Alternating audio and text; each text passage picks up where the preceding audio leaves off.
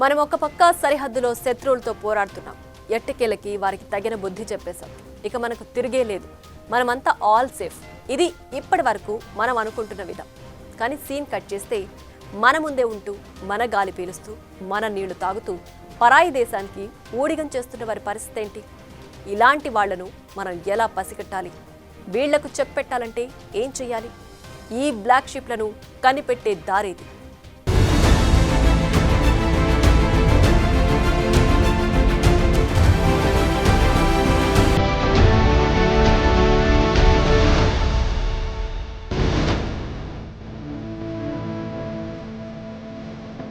ఇదిగో ఈమెను చూసారా? జ్యోతి మల్హోత్రా. వృత్తి యూట్యూబర్, కానీ ప్రవృత్తి మాత్రం పాకిస్తాన్ కి గూఢచారిగా పనిచేయటంగా అనుమానిస్తున్నారు. ట్రావెల్ విత్ జో అంటూ ఈమె ఇప్పుడు ఉండాల్సింది ఏదైనా ఒక పర్యాటక ప్రాంతంలో. కానీ ఇప్పుడెక్కడున్నారో తెలుసా? జైల్లో, అధికారుల విచారణలో. పాకిస్తాన్ కి గూఢచర్యం చేసిన ఆరోపణలతో అరెస్టు కావటంతో ఇది పరిస్థితి. సోషల్ మీడియా జమానాలో ఇలాంటి యూట్యూబ్ బ్లాగర్స్ కి భారీ డిమాండ్ ఏర్పడింది. దీంతో జ్యోతి ట్రావెల్ విత్ జో పేరిట ఒక యూట్యూబ్ ఛానల్ నడిపించారు. దీంతో ఆమెకు నోమాడిక్ లియో గర్ల్ గా పెద్ద ఎత్తున క్రేజ్ వచ్చింది. బాగా పాపులర్ అయింది. అలాంటి ట్రావెల్ వీడియోలు చేసుకునే జ్యోతిపై ప్రస్తుతం దేశద్రోహి ముద్రపడింది.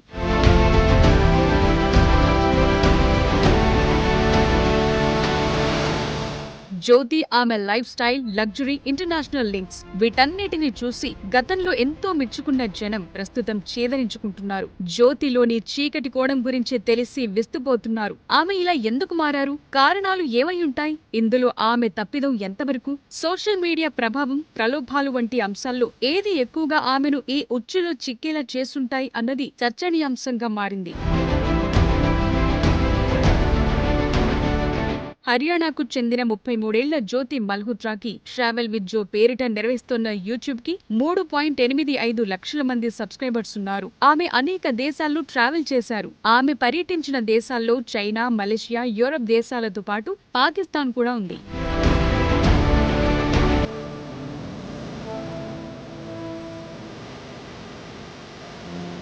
సరే, ఈ సోషల్ మీడియా జమానాలో ఇలాంటి వారికి ఒక్కసారిగా హైప్ పెరిగిపోయింది. వీరు కూడా లక్షల్లో ఆదాయాన్ని సంపాదిస్తున్నారు. దీంతో వీరికంటూ ఒక లగ్జరీ లైఫ్ స్టైల్ వచ్చి చేరింది. పరిచయాలు పెరిగాయని భావించడానికి వీల్లేకుండా పోయింది. పాక్ హైకమిషనర్ నుంచి ఆమెకు పర్మిషన్ రావటం, ఖరీదైన హోటళ్లలో బస చేయటం, విఐపి పార్టీలకు హాజరు కావటం అనుమానాలు రేకెత్తించాయి. కొందరు అధికారులు చెప్పేదాన్ని బట్టి చూస్తే ఆమెకు నేరుగా రక్షణ రంగ సమాచారం తెలియకపోయినా పాక్ అధికారులతో అయితే సంబంధాలున్నట్టు తెలుస్తోంది.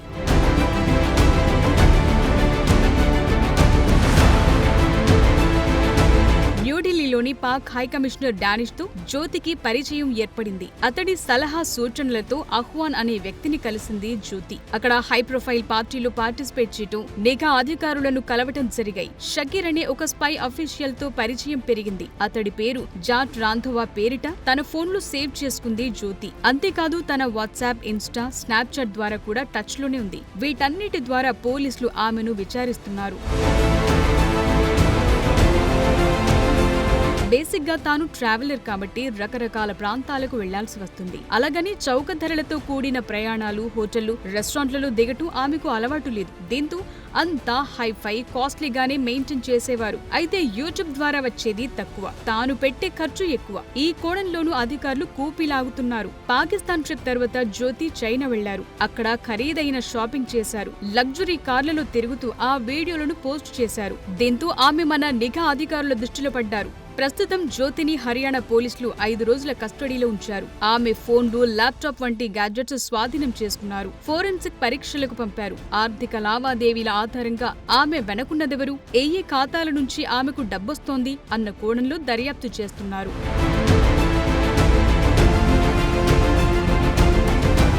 ప్రస్తుతం జ్యోతి మీద పడ్డ ముద్ర ఆమె పాకిస్తాన్ కి స్పైగా పనిచేస్తున్నారని. ఇలాంటి అవకాశం ఉందా అని చూస్తే గతంలో ఎన్నో జ్యోతైన ఒక యూట్యూబ్ బ్లాగర్. అదే మాధురి గుప్తా ఏకంగా IFS అధికారిని. ఆమె బాగ్దాద్, ఇస్లామాబాద్ వంటి దేశాల్లో దౌత్య అధికారినిగా పనిచేశారు. అక్కడ ఆమె రాణా అనే యువకుడి ప్రేమలో పడి మన రహస్య సమాచారమంతా ఇచ్చేసిందని గుర్తించారు. ఇది రివర్స్ హనీ ట్రాప్. రాణా ద్వారా ఆమెను ట్రాప్ లోకి దించడం అన్నది ISI ప్లాన్ గా చెప్తున్నారు. ఫైనల్ గా ఆమె ఢిల్లీకి రావటం, ఇక్కడ అరెస్టు చేయటం వంటివి జరిగాయి. ఆమె ఇక్కడ ఉండగానే అక్కడ ఆమె నివసించిన ఫ్లాట్లలో సర్చ్ చేశారు. ఫైనల్ గా ఒక మంచి అధికారినిగా పేరు సాధించాల్సిన మాధురి గుప్తా దేశద్రోహం కేసుల్లో ఇరుక్కుని తీవ్ర ఆవేదన మధ్య మరణించాల్సి వచ్చింది.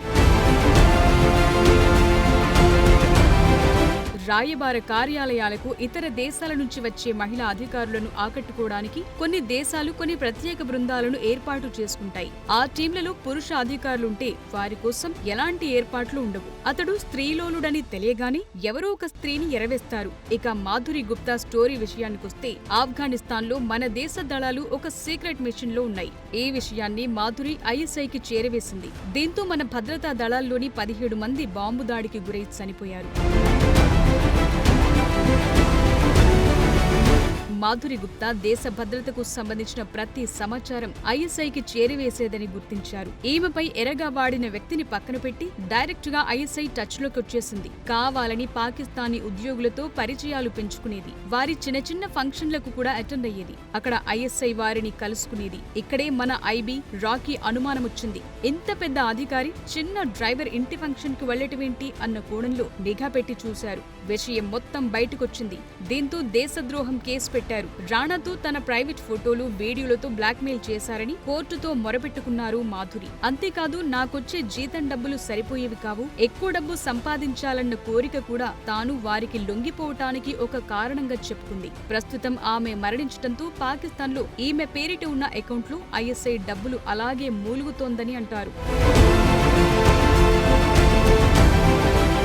జ్యోతి వ్యవహారంలో అలా జరుగుంటుందా అన్న అనుమానాలకు, ప్రశ్నలకు సమాధానాలు మనకు మాధురి గుప్తా స్టోరీలో తెలుస్తాయి. ఒక కేస్ స్టడీగా తీసుకుని చూస్తే పలు విషయాలు అవగతమవుతాయి. ఇలా జరిగే అవకాశాలుండడంతోనే మన నిఘా వర్గాల వారు జ్యోతిని అరెస్టు చేసుంటారు. దానికి తోడు ఒకరినిలా అరెస్టు చేయాలన్న బ్యాక్గ్రౌండ్ లో ఎన్నో క్రాస్ చెకింగ్స్ ఉంటాయి. జ్యోతి విషయంలో అలాంటి ఎవిడెన్స్ లు దొరకటం వల్లే అధికారులు ఆమెను అరెస్టు చేసినట్టు చెప్తున్నారు. విచారణలో జ్యోతికి సంబంధించి ఎలాంటి సంచలనాలు బయటపడతాయో తేలాల్సి ఉంది.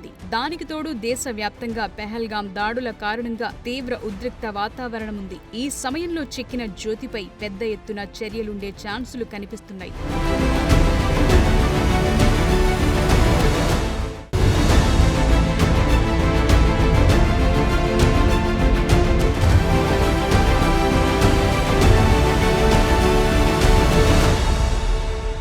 భారత్ వ్యాప్తంగా పాక్ స్పై నెట్వర్క్ ఎంత మేరకు విస్తరించింది? ఆపరేషన్ సింధూర్ తర్వాత చేసిన సోదాలతో తెలిసిందేంటి? ఇప్పటి వరకు ఎంతమంది అనుమానితులను అరెస్ట్ చేశారు? ఆ వివరాలేంటి? వీళ్ళెందుకని ఇలా చేస్తున్నారు? మతాలకు అతీతంగా కొందరు కేవలం డబ్బుకి కక్కుర్తి కోసమే ఇలా నడుచుకుంటున్నారా? వీరిలో కూలీల నుంచి వ్యాపారుల వరకు ఉన్నారంటే వీరి మెయిన్ మోటివ్ ఏంటి?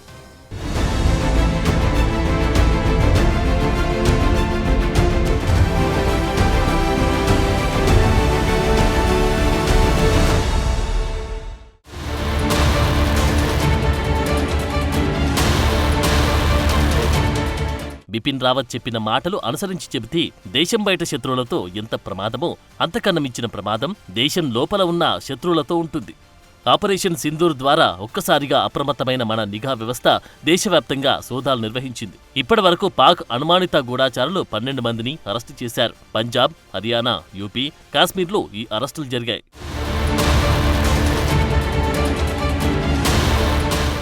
ఆపరేషన్ సింధూర్లో కీలక సమాచారం వీరు చేరవేసినట్టుగా గుర్తించారు. అరెస్టైన వారిలో దినసరి కూలీల నుంచి వ్యాపారుల వరకు ఉండడం గమనార్హం.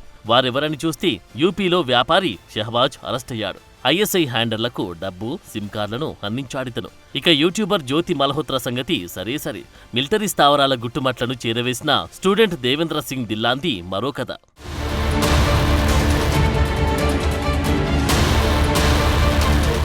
పంజాబ్లో టెక్ ఎక్స్పర్ట్ ముర్తాజా అలీ అరెస్టయ్యాడు. ఇతడు కమ్యూనికేషన్ కోసం ఒక కొత్త యాప్ క్రియేట్ చేశాడు. పంజాబ్లో గజాలా, నామిన్ మహమ్మద్ సైతం అరెస్టయ్యాడు. హర్యానాలో హార్మన్ అని 23 ఏళ్ల యువకుడు ఇలాగే అరెస్ట్ అయ్యాడు. యూపీకి చెందిన 24 ఏళ్ల యువకుడు నోమన్ హిలాహీని సైతం అరెస్టు చేశారు అధికారులు. తన బంధువుల అకౌంట్ నుంచి ఐఎస్ఐ హ్యాండర్లకు డబ్బు పంపాడు హిలాహీ.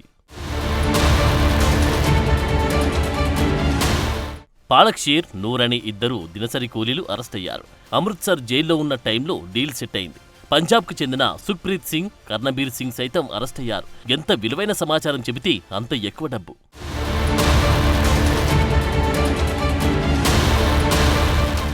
వీరంతా మనలో ఒకరిగా ఉంటారు, మనతోనే ఉంటారు, మన నీరు తాగుతారు, మన గాలి పీలుస్తారు, మనం పెట్టే తిండి తింటారు, మన ద్వారా సంపాదించే డబ్బు ఖర్చు చేస్తుంటారు. వీరంతా మనకు రకరకాల వ్యాపారులుగాను ఇతరత్ర పనులు చేసుకునే వారిగాను కనిపిస్తారు. కానీ వీరందరూ నమ్మదగిన వారు అనడానికి వీల్లేదు. చిన్న చితకా మొత్తాలకు మన రక్షణకు సంబంధించిన సమాచారాన్ని దేశద్రోహుల చేతికి అందిస్తుంటారు.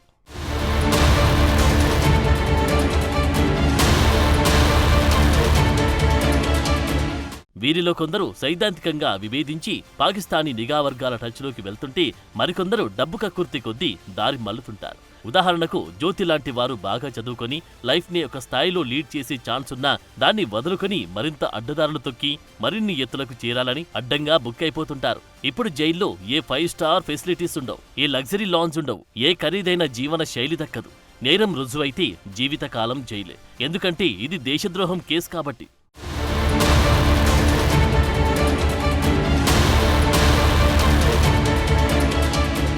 ఇలాంటి వారికి చెక్ పెట్టాలంటే ఏం చేయాలంటే మొదట అనుమానమున్న వారిపై ఒక కన్నెయ్యాలి.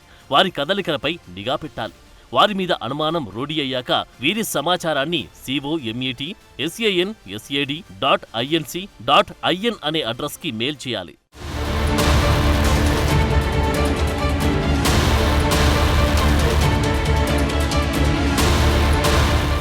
ఇలాంటి వారిని మనమే కాదు, పాకిస్తాన్ వంటి శత్రుదేశాలు కూడా ఒక కన్నేసి ఉంచుతాయి. ఎందుకంటే వచ్చే రోజుల్లో వీరిపై మనం వలవేసి పట్టుకోవచ్చన్న ఆలోచనతో ఉంటాయా దేశాలు. దీనికి తోడు సోషల్ మీడియా గోడలపై వీరి వింత వైఖరి, ప్రభుత్వ వ్యతిరేక కథనాలను పదే పదే వండివార్చడం వంటి వాటితో తరచూ మన కంట్లో పడుతూనే ఉంటారు. వీరి సమాచారం ప్రభుత్వానికి అందిస్తే ప్రభుత్వమే వీరి భరతం పడుతుంది.